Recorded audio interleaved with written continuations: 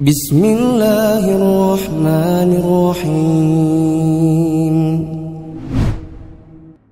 Labbaik Allahumma labbaik. Assalamualaikum warahmatullahi wabarakatuh. Terima kasih teman-teman sudah mau mampir di channel kami Umroh Haji Ustadz Mufiz Afitra. Dan pada hari ini insya Allah kita akan ceritakan sedikit tentang Umroh Desember di tahun 2018. Perjalanan ketika itu kita mulai dengan penerbangan domestik dari Balikpapan ke kota Surabaya. Dan kita memang akan transit 1 hari di kota Surabaya. Dan sesampainya di hotel, kita makan siang lalu bagi kamar.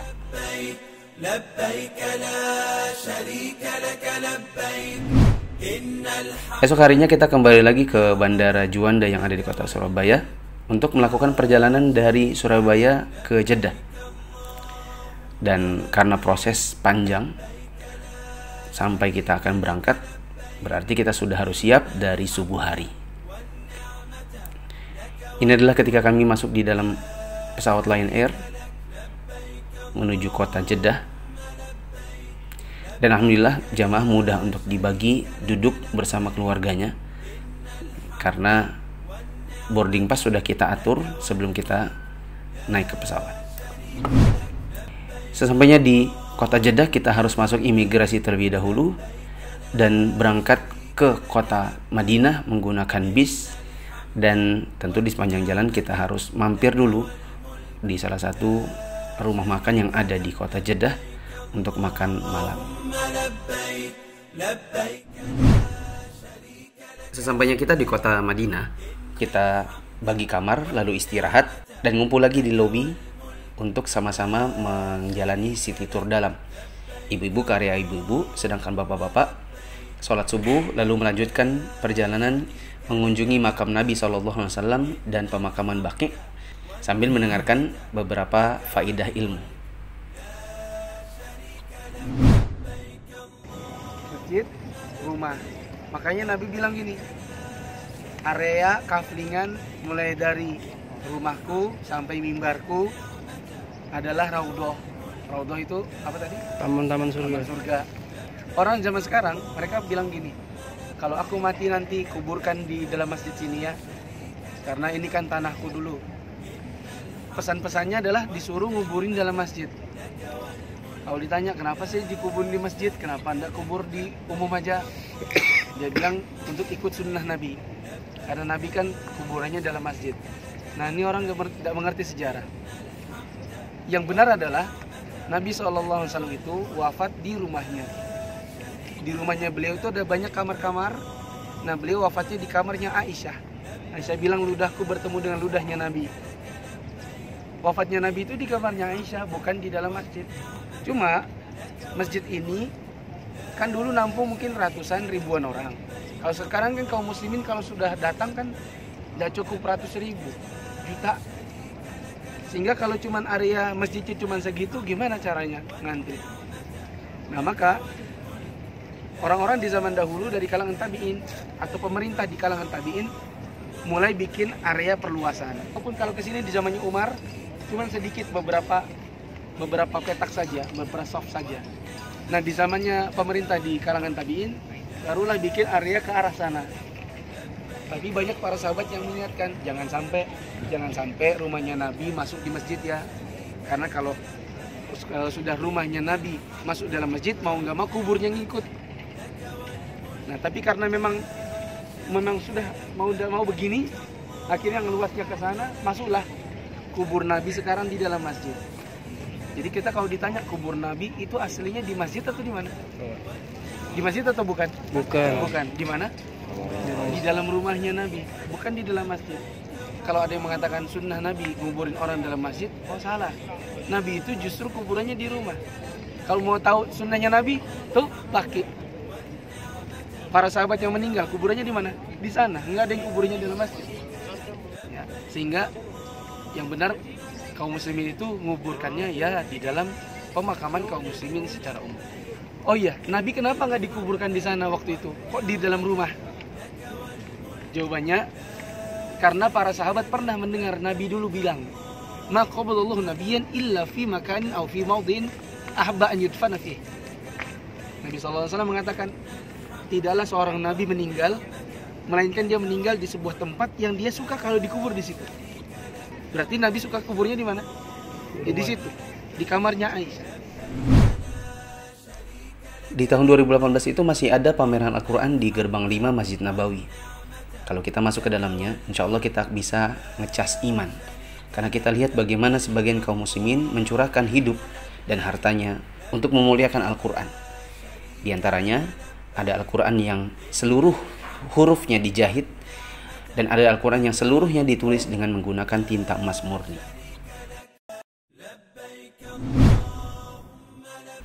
Esok harinya kita melakukan city tour luar, yaitu ke Masjid Quba, lalu dilanjutkan dengan perjalanan ke Gunung Uhud untuk berziarah ke makam syuhada Uhud.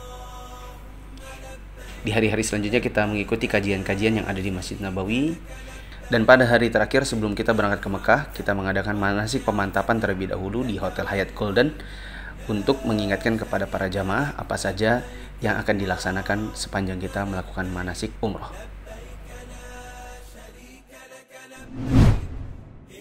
Sesampainya kita di kota Mekah, kita makan malam, sholat berjamaah, bagi kamar, istirahat, lalu ngumpul lagi di lobi kurang lebih 1 jam sebelum sholat subuh.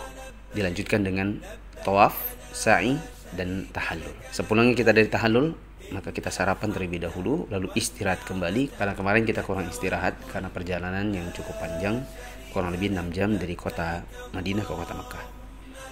Kita juga ada agenda city tour, yaitu perjalanan ke Gua Thur, Arafah, Muzdalifah, Mina, Gua Hira, dan belanja barang. Tapi saya tidak ingat pasti apakah ketika itu kita sempat ke Hudaybiyah, yaitu ke peternakan unta, karena tidak ada dokumentasi yang kami simpan. Di hari terakhir berada di kota Mekah setelah selesai kajian, kita sempat perpisahan, dan ini adalah satu-satunya perjalanan umroh kami yang perpisahannya masih di kota Mekah, belum pulang ke tanah air. Ragu aja.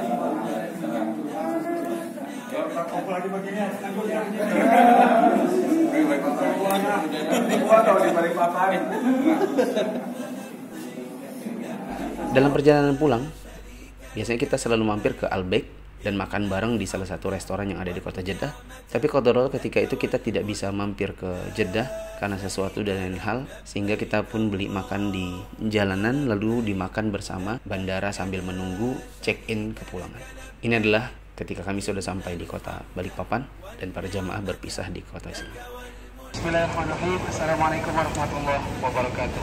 Bapak Ibu yang dirahmati Allah, kita belum berdoa, doanya kita sesampainya di kampung halamannya.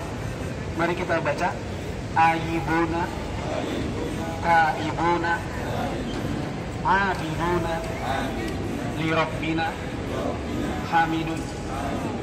Ini doa yang disunahkan Nabi manakala seseorang pulang ke kampung.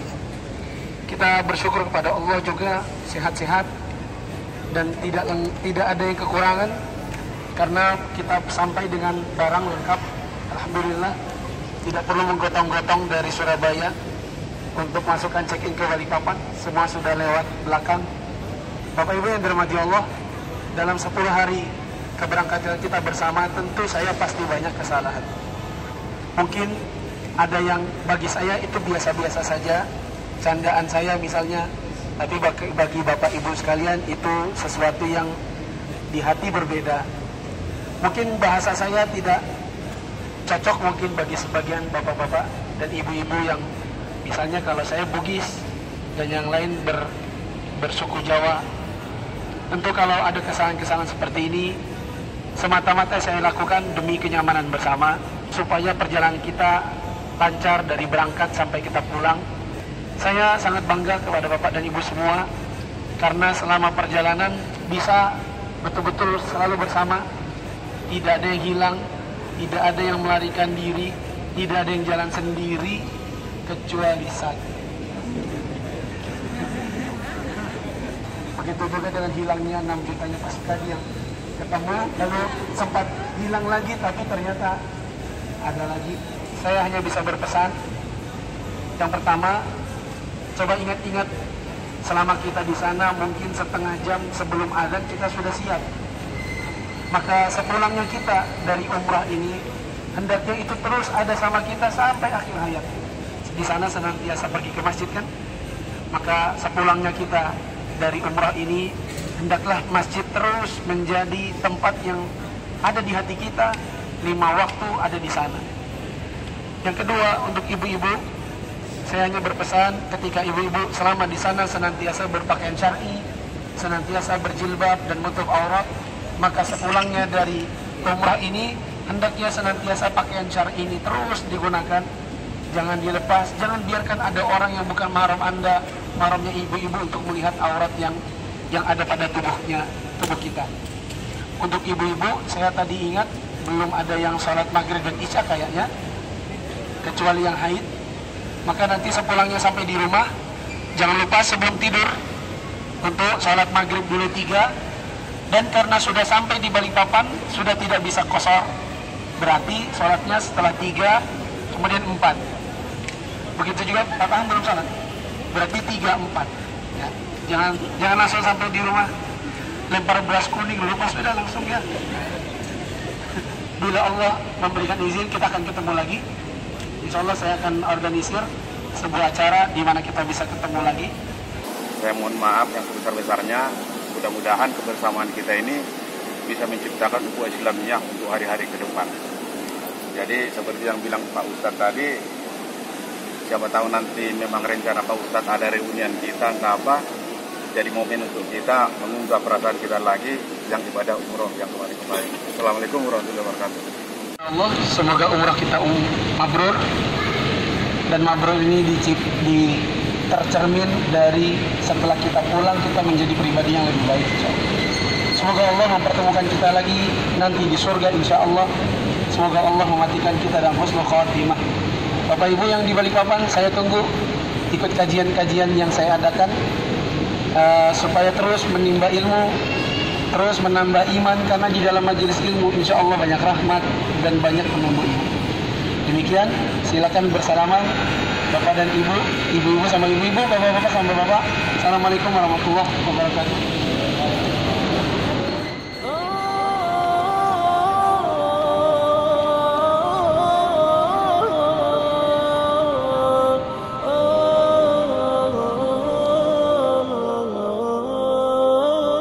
Perpisahan dalam setiap kepulangan dari keberangkatan umroh itu sangat dibutuhkan. Karena sedikit atau banyak, dirasa atau tidak dirasa, kita dalam berkumpul selama sekian hari, pasti ada saja mungkin candaan yang kurang pas, yang kurang berkenan di hati. Mungkin juga ada sebagian jamaah yang membuat jengkel jamaah yang lain karena sesuatu dan lain hal. Maka untuk menggugurkan dosa-dosa dan untuk menghilangkan rasa tidak suka, kita perlu untuk bermaaf-maafan manakala kita sudah sampai ke tanah air. Oh ya, saya cerita sedikit. Umrah Desember 2018 harusnya kami menginap di Hotel Dar Iman Grand, hotel bintang 5 di jaringan Dar Iman yang ada di Jalan Ibrahim Al-Khalil. Tapi qadarullah, pesanan kami ke pihak yang ada di Mekah tidak dilaksanakan dengan baik, sehingga kami dipindah ke hotel yang setaraf, yaitu Ramada, akan tetapi jaraknya agak jauh sedikit. Mungkin dari sisi kenyamanan dan jarak, Ramada tentu di bawah dari Iman Grand, meskipun secara taraf bintang dia setara. Oleh karenanya, sebagai kompensasi dari perubahan ini, kami pun mengajak para jamaah untuk reuni dengan free biaya di Hotel Sagita yang ada di Kota Balikpapan, Hotel Bintang 4. Kami nginep 1 malam, ramai-ramai, kurang lebih ada 110 orang. Dan setiap jamaah berhak untuk membawa keluarganya masing-masing, menginap di hotel, sarapan, berenang bareng, dan akhirnya kita pun berpisah di esok harinya. Kami doakan semoga teman-teman yang menonton video ini dan seluruh kaum muslimin dimudahkan untuk pergi ke tanah suci, mengerjakan ibadah haji, mengerjakan umroh i'tikaf, dan paling tidak umroh reguler. Assalamualaikum warahmatullahi wabarakatuh.